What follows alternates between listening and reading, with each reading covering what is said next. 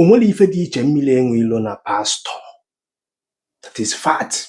Forget if all no under Igbo tradition and culture, and so many people knows the meaning of Igbo tradition and culture are not happy with mmiri enwe ilo, but they will never come out on the social media to say it.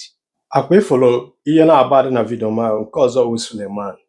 Ịghọtago dị na-eso ụzọ ya ndị body of Christ nọ n'ilu moto Suleman wee jide olive oil na anoint the moto wee na avia. Then nke ọzọ bụ our brother bụ mmiri enwe ilo jide ọfụ ya na anoint kwa moto onye na-eso ụzọ ya. The reason ọ ya mpụta ebe a ma na-agwa gị eziokwu but truth I go dey explain and give you on daily basis.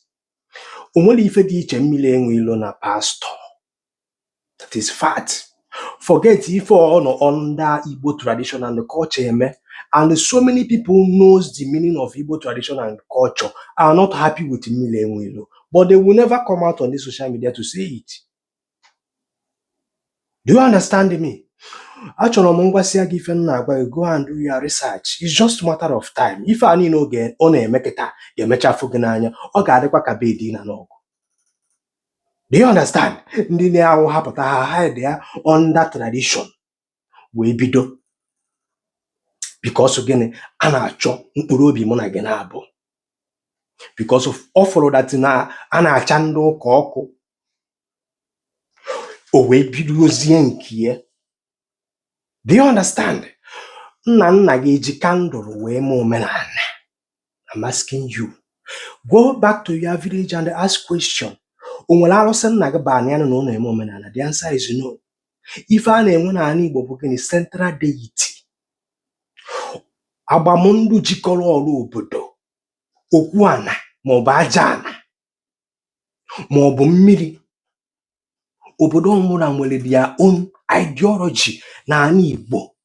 Ndị Igbo enwere particular deity ebe a na-agada apụta asị gị na ọ deity a na-eme nke a na-eme nke ọzọ. Ada akọda aka n'ala Igbo. Papa ga-eji kandụl wee mee omenala, mụnye kandụl ife a ndị ụka na-eme today na-asị gị kremit. Papa ga-I'm asking you this question.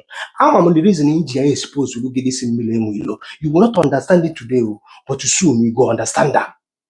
Onwere ife dị iche mmiri enwe ilo ọkara akwụ na eze nwaanyị sọbalị ọ na-agwa gị maka ya na-eji obodo oyibo ebute ego anata nwute ife ndị pastọ na-eprichiri gị. Ọ hide under tradition and culture were eme ife a niile ọ na-eme.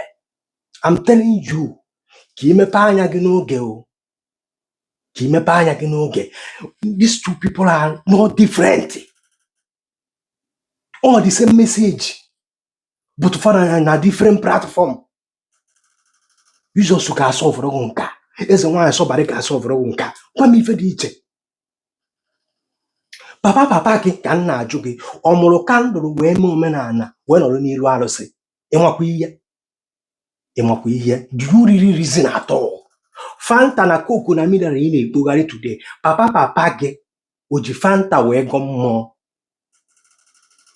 O ji Fanta wee gọ, papa gị o ji Fanta wee gọ mmụọ. A na-ekpogharị gị, pụpụta gị, kwụba gị n'iru mmụọ ịmarọ history ga-aba jụọ today. Kedu the history and the foundation of eze nwaanyị sọbarị? You don't know. Ka ị na-akwụ n'iru ya na-asị gị chinye aka gị enu na nke fada mbakani. Ikwu n'iru agbara eze nwaanyị sọbarị asị gị mụchie anya gị chinye aka gị enu gị wenye kandụl gị enu azị fada Ebube Mmụọ Nsọ. And after na-ekwu okwu na-azịgwa gị na ịmachasịrị ife ike, ị na-agba m na o nwere ife ịma.